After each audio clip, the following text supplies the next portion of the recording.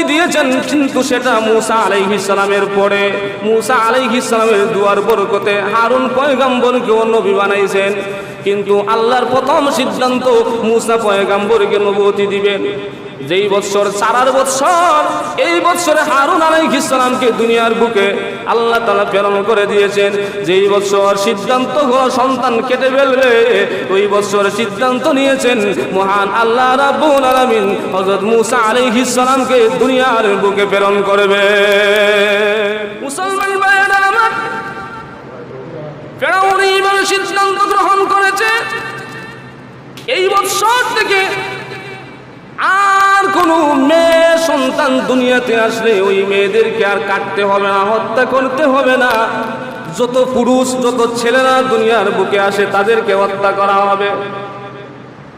এইভাবে 1 বছর পর্যন্ত কাটাকাটি চলছে।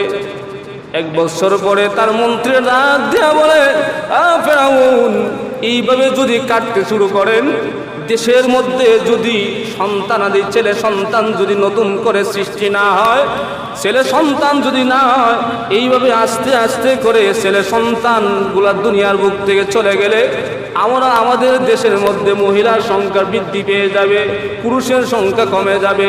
এর মধ্যে কয়েকটা ধারাবাহিকভাবে অনেকটা বিপর্যয় তৈরি হবে। 1 নম্বরে বিপর্যয় হলো যে মহিলারা দুনিয়াতে থাকবে, ছেলে সন্তান না থাকলে, পুরুষ না থাকলে তাদের বিয়ে হবে কার সাথে? 2 নম্বর হলো একটা দেশের শক্তি হলো যুবকেরা, পুরুষরা। যুদ্ধ লাগলে মহিলা যায় না, পুরুষ যায়। পুরুষেরা যদি না থাকে দেশের শক্তি এমনিতেই কমে যাবে। বহিরাগত হামলা চলে আসলে আমাদের শক্তি থাকবে না, দেশটা দখল করে ফেলবে। এখন কি করা যায়? ফেরাউন আবার সিদ্ধান্ত গ্রহণ করেছে আগামী বছর থেকে 1 বছর ছেলে সন্তানদেরকে কাটবে, 1 বছর ছেড়ে দিবে। এখন হয়েছে 1 বছর কাটবে, 1 বছর ছাড়বে। 1 বছর যত সন্তান দুনিয়াতে আসবে তাদেরকে হত্যা করা হবে না, ছেড়ে দেওয়া হবে। আর পরের বছর যারা আসবে যত ছেলে সন্তান সবাইকে কি করা হবে? হত্যা করবে। 1 বছর কাটবে, 1 বছর ছাড়বে।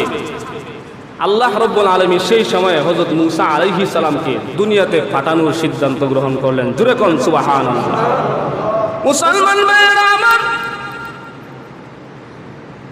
আল্লাহ রাব্বুল আলামিন হযরত মূসা আলাইহিস সালামকে দুনিয়ার বুকে প্রেরণ করবেন। যেই বছর ছেলে সন্তান কাটা হয়, এই বছর যদি দুনিয়াতে পাঠানো হয় তাহলে তো কাটার মধ্যে পড়ে যাবে, হত্যার মধ্যে পড়ে যাবে। আর যেই বছর সন্তানকে বাঁচায় দেওয়া হয়, সেই বছর যদি মূসা পয়গম্বরকে পাঠানো হয় তাহলে বেঁচে যাবে। কিন্তু আল্লাহর সিদ্ধান্ত হলো ভিন্ন।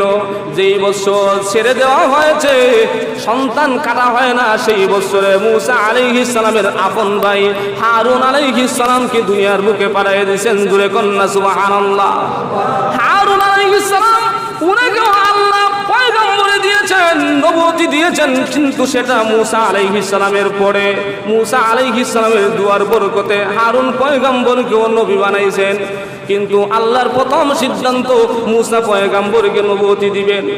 যেই বৎসর 4 বৎসর, এই বৎসরে হারুন আলাইহিস সালামকে দুনিয়ার বুকে আল্লাহ তাআলা প্রেরণ করে দিয়েছেন।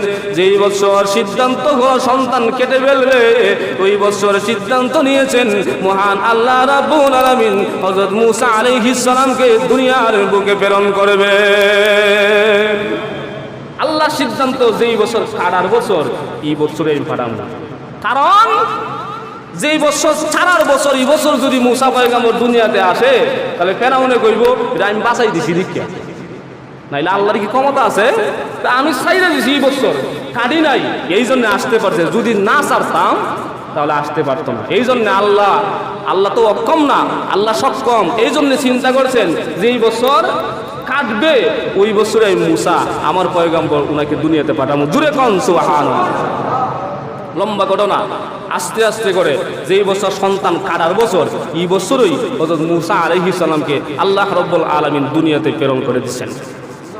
মুসলমান ভাইরা আমার, মূসা আলাইহিস সালাম যখন দুনিয়াতে চলে এসেছে, তার মা চিন্তা করল সকালবেলা সরকারি ফোর্স যখন আমার বাড়িতে আসবে, আমার সন্তানকে দেখলে হত্যা করে ফেলবে। এখন কি করা যায়? আমার কাছে যদি একটা বাস্ক থাকতো, ওই বাস্কর মধ্যে করে আমার সন্তান মূসাকে আমি নদীতে ভাসাইয়ে দিতাম। এই গোত্র ছেড়ে দিয়া অন্য গোত্র চলে গেলে সেইখানে কোনো মানুষ যদি সন্তানটাকে পেয়ে নেয়, তাহলে সন্তানটাকে তুলে তাকে আদর যত্ন করে দুনিয়াতে বাঁচায় রাখবে। এইভাবে আমার সন্তানটা দুনিয়াতে বেঁচে যাবে। মুসলমান ভাইরা আমার, আল্লাহ নবী মূসা আলাইহিস সালামের মা যখন কান্নাকারি করতে আসে, এই সময় হঠাৎ করে দেখা যায় গভীর রজনীতে দরজার সামনে দিয়া, ঘরের সামনে দিয়া একজন মানুষ ডাকাডাকি করে যাইতেছে, কে আসো? আমি হলাম কাঠ মিস্ত্রি, কাঠ দিয়ে বিভিন্ন ফার্নিচার বানাই। আসনি, তোমাদের যদি কারো ফার্নিচারের প্রয়োজন হয় তাহলে আমার দ্বারা ফার্নিচার বানাইতে পারো। যেই মাত্র এই কথা বলছে, মূসা আলাইহিস সালামের মা ঘর থেকে বের হয়েছে, ডাক দিয়ে কয়, আমার একটা বাক্স দরকার, এই বাক্সটা যেমন নদীতে ভাসতে পারে এরকম বাক্স বানাইতে চাই, আপনি কি পারবেন? উনি ডাক দিয়ে বলেন, দুনিয়ার যত কাঠের কাজ আছে সবগুলো আমি বানাইতে পারি। জুড়ে কোন সুবহানাল্লাহ। বাক্স বানাইলেন, বানাইয়া উনি চলে যায়। মূসা আলাইহিস সালামের মা মজুরি দিতে চাইলেন, উনি বলতেছেন, না, আমি কাজ করে মজুরি নিই না। যখন এই কথা বলেছে, মূসা আলাইহিস সালামের মা বলতেছে, আচ্ছা ঠিক আছে, কাজ করে মজুরি নেন না বুঝলাম, তাহলে আপনার পরিচয়টা দিয়ে যান। উনি পিছন দিয়ে তাকায় কয়, আমি দুনিয়ার কোনো সাধারণ মানুষ নয়, দুনিয়ার কোনো মিস্ত্রি নয়, আমি আল্লাহর প্রদত্ত ফেরেশতা হযরত জিবরাইল আলাইহিস সালাম। জোরে কোন সুবহানাল্লাহ। মূসা আলাইহিস সালামকে বাক্সের মধ্যে করে সকাল হওয়ার আগে আগেই নদীতে ভাসাই দিয়েছেন। নদীতে যখন বাসাই দিলেন, মূসা আলাইহিস সালামের একজন বোন ছিল, বড় বোন, তার নাম ছিল মারিয়াম। নাম কি? জোরে কথা বলেন। মারিয়াম। মা ওই মারিয়ামকে বলছে, তুমি ছাগল বকরি নিয়া মাঠে যাইবা, নদীর পাড় দিয়া ঘাস খাওয়াইবা, আর ঘাস খাওয়ার সল কইরা এই বাক্সর দিকে নজর রাখবা, বাক্সটা কই যায়। তিনিও ছাগল বকরি নিয়ে বের হয়ে গেছে, বাক্সর দিকে নজর রাখে, সরাসরি চায় না, আর চোখে চায়। সরাসরি চাইলে তো মানুষে বুঝে লইব। বাঁচতে বাঁচতে বাঁচতে বাঁচতে যাইয়া ফেরাউনের গাঢ় লাগছে। মারিয়ম দৌড়ে আসছে মার কাছে, বলে, মা, যে জায়গায় বাঘের ভয় সেই জায়গায় রাত্র হয়েছে। যার বয়ে আমার ভাইকে পানিতে ভাসাই দিয়েছিলেন, ওই ফেরাউনের গাড়ির মধ্যে যাইয়া বাস করা লাগছে। এখন তো নির্ঘাত মৃত্যু। সকল মানুষ গাড়ির মধ্যে আসে, কেউ ডরাইয়া আর ডরে না। যদি ডরে তাহলে তো ফেরাউনে ডান্ডা দিব। এক পর্যায়ে আসিয়া আলাইহিস সালাম উনি যখন গাড়ির মধ্যে আসলেন, আইসা দেখেন ফুটফুটে একটা সন্তান। আসলে নবীদের চেহারা তো সুন্দরী হয়। ফুটফুটে সন্তান, সন্তান দিকে মায়া লাগছে। ফেরাউনে ডাক দিয়ে আনছে, ওই যে দেখো আমার গাঠের মধ্যে এমন একটা সন্তান আসছে, চেহারা দেখলে মায়া লাগে। ওই সন্তানকে, এই বছর তো কাটার বছর, এই সন্তানকে কাটতে পারবা না। এই সন্তান আমার, যেহেতু সন্তান আদি নাই, আমি ওই সন্তানকে লালন পালন করব। তখন ফেরাউন চিন্তা করে, ইডিও না ইডা দেখুনডা, ওই যে গণকে কইছে মূসা নামক পয়গম্বর আসবে, এটা পাঠাইব, যে এইটাই হিডা। এখন আসিয়া বলে, ওই সন্তানকে মারা যাবে না, এটাকে আমি পালবো। যদি যদি আমাকে পালতে না দাও তাহলে তোমার গোপন কবর দিয়ে দিবে। গোপন কবর কি? তার আসল জিনিস নাই। এখন যদি এই সন্তানকে পালতে না দাও তাহলে তোমার গোপন কবর এলাকার মধ্যে বাস করে দিব। খুদাগিরি আর রাজত্বগিরি, বাদশাগিরি আর থাকতো না।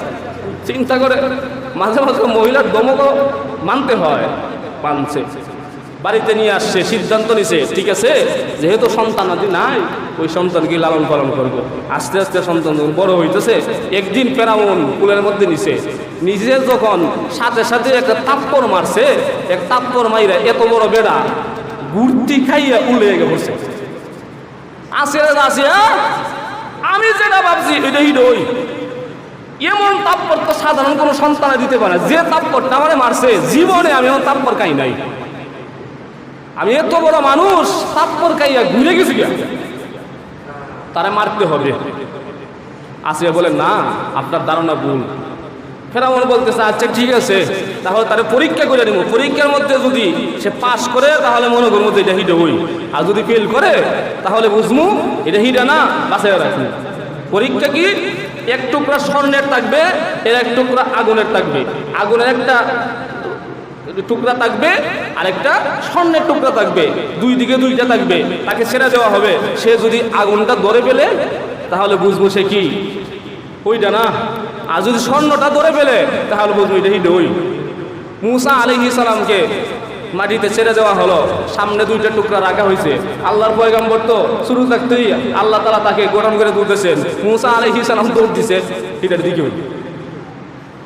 মুসলমান ভাইরা আমার, স্বর্ণের টুকরার দিকে মুসা পয়গম্বর যখন রওনা করে দিয়েছে, আসিয়া কান্নাকাটি শুরু করে দিয়েছে।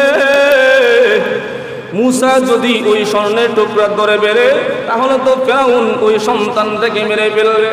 আল্লাহর কাছে যখন কান্নাকাটি করে, আল্লাহ রাব্বুল আলামিন একজন ফেরেশতা পাঠিয়ে দিয়া মুসা আলাইহিস সালামের কানে কানে ডাক দেও, রে মুসা রে, সঠিক পথে চলে এসেছো, কিন্তু আল্লাহর সিদ্ধান্ত স্বর্ণের টুকরা ধরা যাবে না, আগুনের টুকরাটা ধরতে হবে।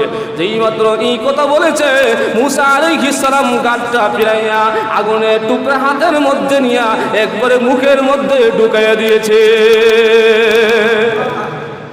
আগুনের মধ্যে আগুনের টুকরা হাতে নিছে, শুধু না মুখের ভিতরে ঢুকাই দিছে। এই জন্যে মুসা আলাইহিস সালামের জিহ্বাটা একটু ফিরে গেছিল। এই জন্য মুসা আলাইহিস সালামের কথাটা মুখের মধ্যে কিছু বাজ্যা বেজে আসতো, কিন্তু স্বর্ণের দিকে গেছিল, ধরতো যদি এই সময় মেরে ফেলতো। আল্লাহর সিদ্ধান্ত হলো মারতে পারবা না। লম্বা ঘটনা। আস্তে আস্তে যখন মুসা আলাইহিস সালাম বড় হতে লাগলেন, যখন যুবক বয়সের, সেই সময় সবাই জানে যে মুসা হলো ফেরাউনের পালক পুত্র। ডরাইয়া কেউ মুসার সাথে কথা কয় না। আর মুসা আলাইহিস সালাম এমনি তো আগে বলেছিলাম, এত রাগ সমস্ত পয়গম্বরের চাইতে বেশি রাগ আল্লাহ দিয়েছেন। রাগের কারণে মাথা দিয়ে কি উঠতো, কথা মনে আছে? পাগড়ি বেদ করে দুবা উঠতো, এত রাগ। সেই সময়ে মিশরে যে তিনটা গোত্র ছিল, তুর্কি, বনি ইসরাইল এবং বনি কিপ্তিয়া, তিনটা গোত্রের লোক ছিল। সরকার প্রধানের লোক ছিল তুর্কি। এই সরকার প্রধান ফেরাউনের যে বংশটা ছিল, ওই ফেরাউনের গোষ্ঠীরা অন্যান্য দুইটা গোষ্ঠীর উপরে হামলা চালাইতো। এখনো বর্তমানে সারা বিশ্বে সরকার প্রধানের যে দল থাকে, অন্য দলরে তাদের উপরে হামলা চালায় কি চালায় না? জোরে কথা বলেন। যে এই দল ক্ষমতায় থাকে, এই দলের পাওয়ারটা একটু বেশি থাকে। এই দলের 7 গুণ মাপ। কয় গুণ মাপ? 7 গুণ মাপ। আর বিরোধী দল দিয়ে তাকে খুন করতে হয় না, সফটাঙ্গে তাকে লুইছে ফাঁসি, আছে না নাই? আর অনেকের কিছু করতেও হয় না, বিনা দোষেও ফাঁসি হয়, বিনা দোষেও জেল কাটে, আছে না নাই? সেই সময় ওই ফেরাউনের বংশ তারা অন্যান্য লোকদের উপর হামলা চালাইতো। মুসা আলাইহিস সালাম তো বনি ইসরাইল, সেই সময় তো ওনার যে বংশ আছে, বংশের জন্য তো দরদ আছে। একদিন উনি রাস্তা দিয়ে যাইতেছে, হঠাৎ করে দেখা যায় ফেরাউনের যে বংশ, মন্ত্রীর বংশ, রাজকীয় বংশ, এক লোক বনি ইসরাইলের এক লোকে দৌড়িতেছে মারতে। মুসলমান ভাইরা আমার, দৌড়তে দৌড়তে বনি ইসরাইলের লোকটা হযরত মুসা আলাইহিস সালামের সামনে চলে এসেছে। মুসা আলাইহিস সালামের পিছনে লুকায়া গেছে। মুসা পয়গম্বর সামনে দাঁড়াইলো, অমনি ওই ফেরাউনের বংশের লোকটা মুসা আলাইহিস সালামকে পিছনে পালাইয়া তাকে মারতে আসে। মুসা আলাইহিস সালামের রাগ মাথার মধ্যে চড়ে উঠেছে, মাথা দিয়ে গরম ধোঁয়া বের হওয়া শুরু করে দিয়েছে। মুসা আলাইহিস সালাম আস্তে আস্তে তখন তাকে ধাক্কা দিয়েছে, কিন্তু ধাক্কা শুনে না, ধাক্কা না শুনে মুসা আলাইহিস সালামকে আবার মারতে এসেছে।